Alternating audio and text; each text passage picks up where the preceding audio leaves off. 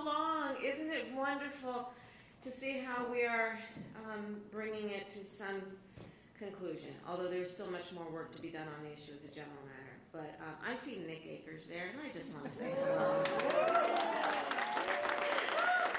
Nick was in my office in the California Department of Justice and worked so hard. And Nick, it's just so great to see you. Thank you. Thank you. Thank you. Can we put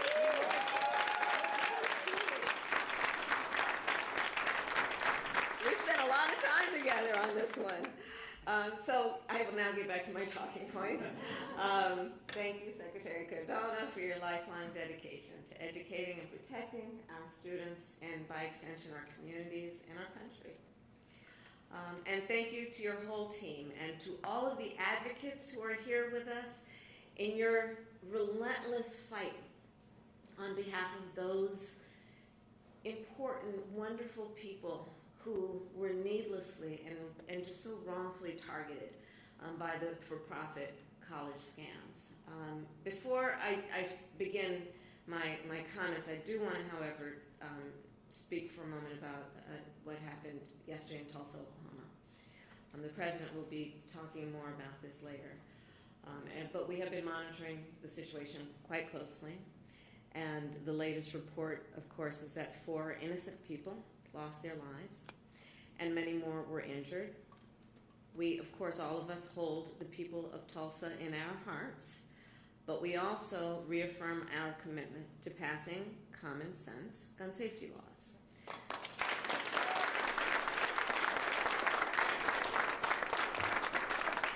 And I don't have to tell anybody in this room, but President Biden has taken more executive action to combat gun violence than any other president at this point in their administration.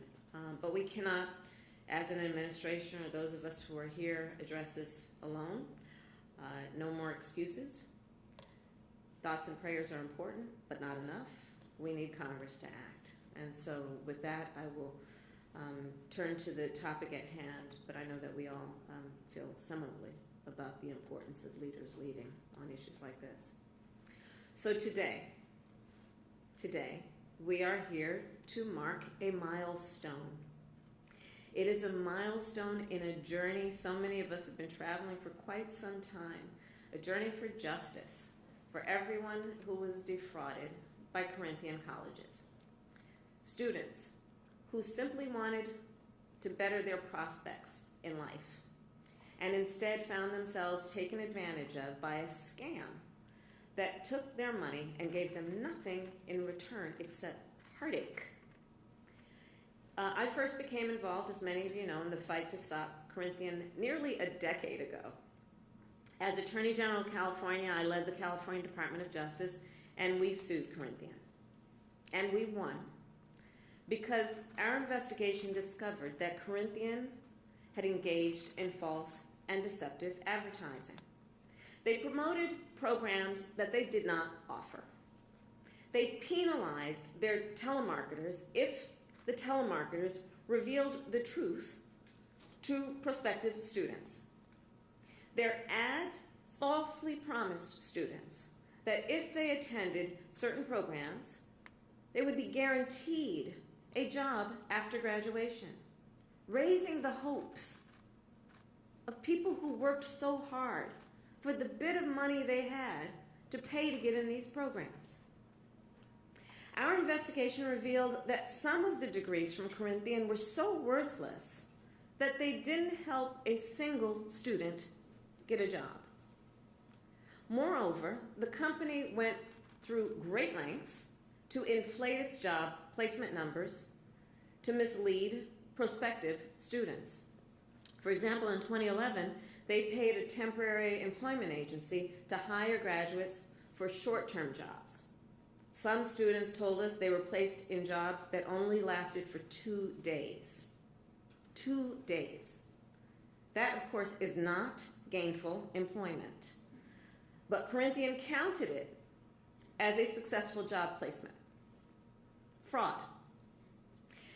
We also learned that the company deliberately targeted specific populations of people, such as veterans, single mothers, and single fathers, people living below the poverty line, people who lost jobs during the Great Recession, people who believed in the power of education to transform their lives, people who simply wanted to take control of their own future.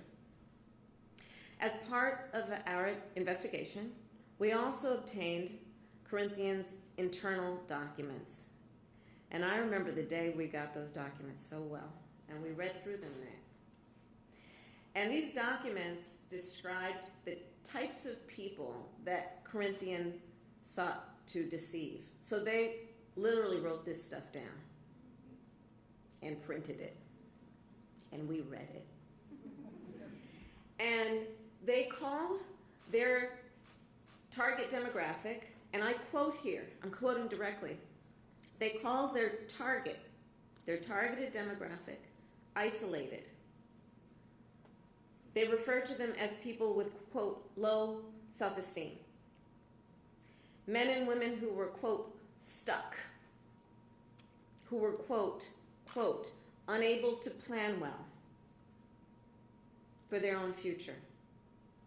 People who, quote, few people in their lives who care about them. Targeting people who, according to them, have few people in their lives who care about them. Talk about predatory. Corinthian purposely and fraudulently went after the folks most in need by their own definition.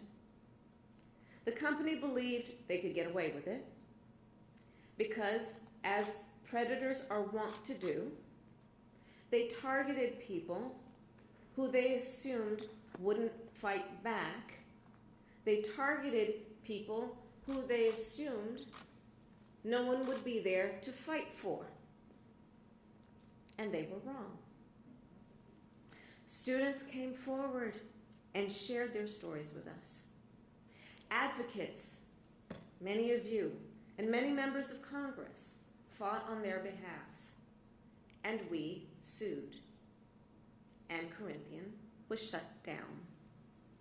And we obtained more than $1 billion in a judgment against the company.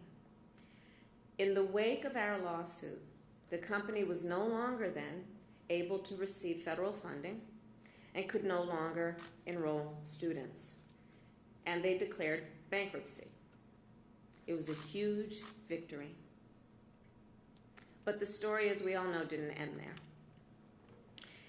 Because even though it was a victory and all of that happened, it still didn't provide financial relief to the students who had already been impacted. So it's one thing to say there should be accountability, but when we think about and define accountability based on bad actors and bad deeds, part of our system of justice tells us that yes, there should be serious, swift, and severe consequence, but also we must look to those who are harmed and ask, are we doing enough to allow them the ability to recover from that harm?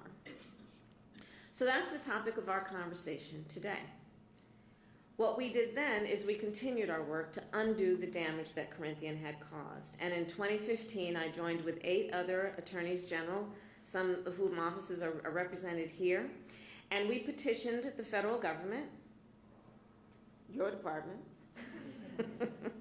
to provide relief, he wasn't here at the time, to provide relief for Corinthian student loan borrowers. In response, the Department of Education made some Corinthian students eligible for debt relief, but only those who applied until today. Thank you. So I am proud to announce, together with the leaders on this stage, that the Department of Education will cancel all remaining federal student loans for former Corinthian students.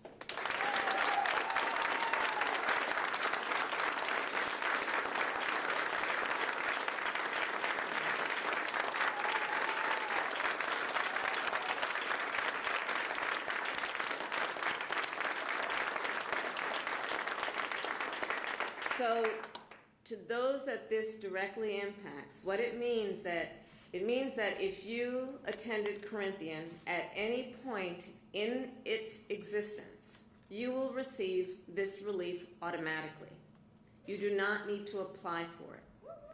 All former students will soon receive notice that Corinthian College federal loans will be canceled, and this will benefit more than 500,000 people who still have loans, and it will add up to almost $6 billion in debt relief for former students.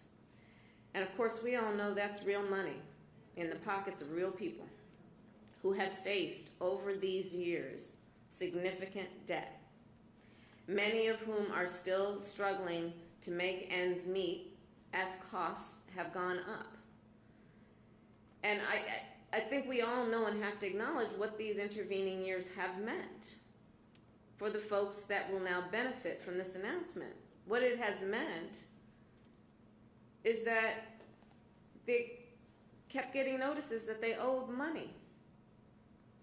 And let's remember who we're talking about in terms of who the folks were who applied to go to Corinthian College. We're talking about people who are highly responsible, who decided they would save up some money to pay for an education to improve their life and the life of their family and contribute to their community. Think about what kind of person does that. And then think about that person receiving what is probably a monthly bill saying you owe money, and how that makes that person feel. And the pressure they are then under because they are a responsible person who does care about contributing. I say all that to say that these intervening years have meant something that is not good for the folks we are talking about. I say that because also, in terms of the significance of the passage of time, it is that, and also that for more than 20 years, Corinthian took advantage of people who only wanted a better life for themselves and their families. In 2016, after we obtained the judgment against Corinthian, I said then that the least we could do was to give everyone Corinthian took advantage of the relief they deserve. I said then that we would do everything in our power to help them. Finally, and sadly it has taken this long, finally that promise is fulfilled.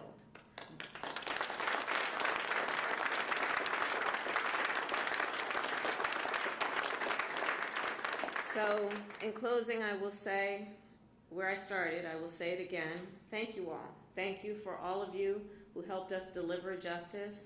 Thank you for all of you who could have, on the day that we got the judgment and got partial relief for the students, could have declared a victory and walked away onto the next thing, but you didn't stop and you didn't give up.